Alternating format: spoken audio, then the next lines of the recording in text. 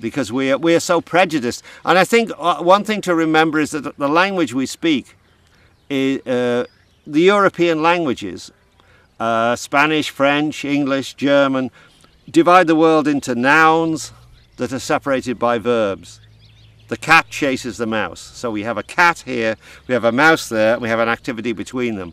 But if you were to go to a language like the language spoken by the Blackfoot, what you would have is activity, chasing. You'd have just the verb, the activity, and out of the activity would emerge the cat and the mouse. So your primary vision would be activity, process, movement, flux.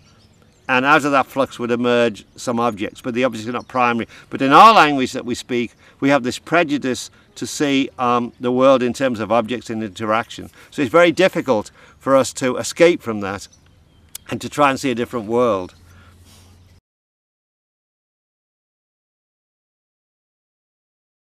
I do like this idea of mystery. I think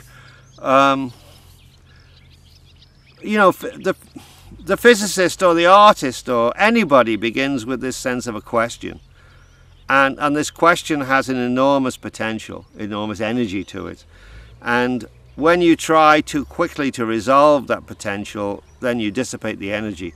But if you can just hold on to the mystery and allow the mystery to stand there, then you have a great energy for creativity. So I think mystery or the question is very, very important. And rather than always seeking the resolution.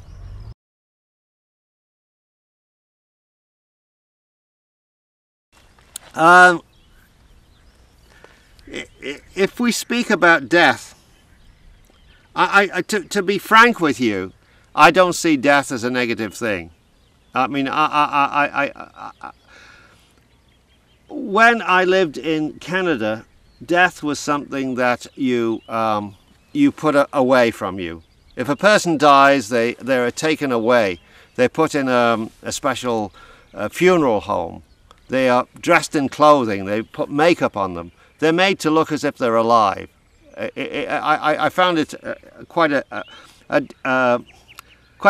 a distressing position that a person who is dead.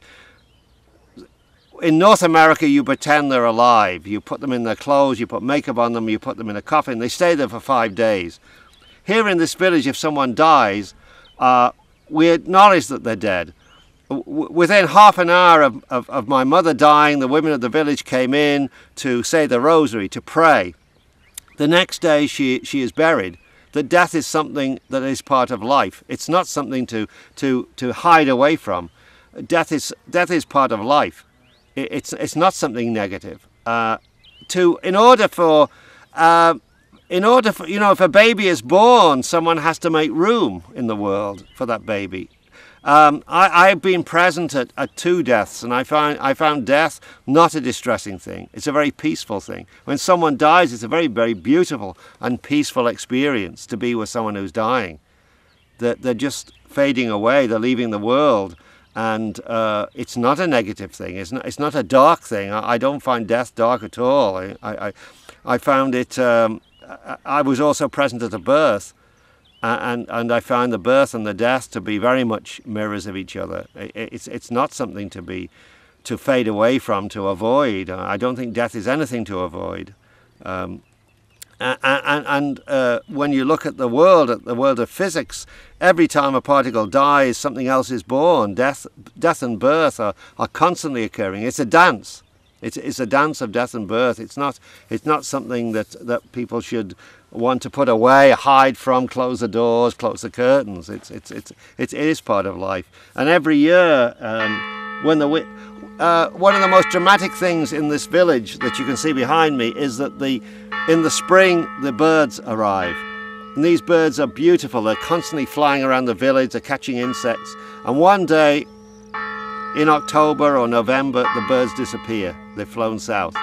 The birds are no longer here. But you know in the spring the birds will come back.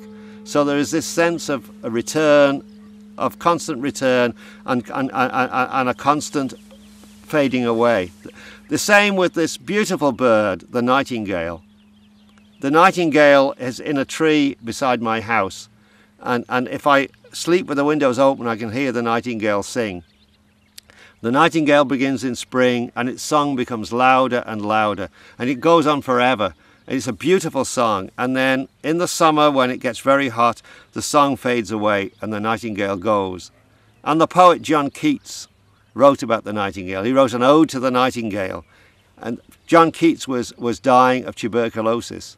And he saw himself too as the nightingale, that his song would go on, and then it would cease upon the midnight with no pain. That's what he wrote. It will cease upon the midnight with no pain. At one point, the nightingale's song will stop.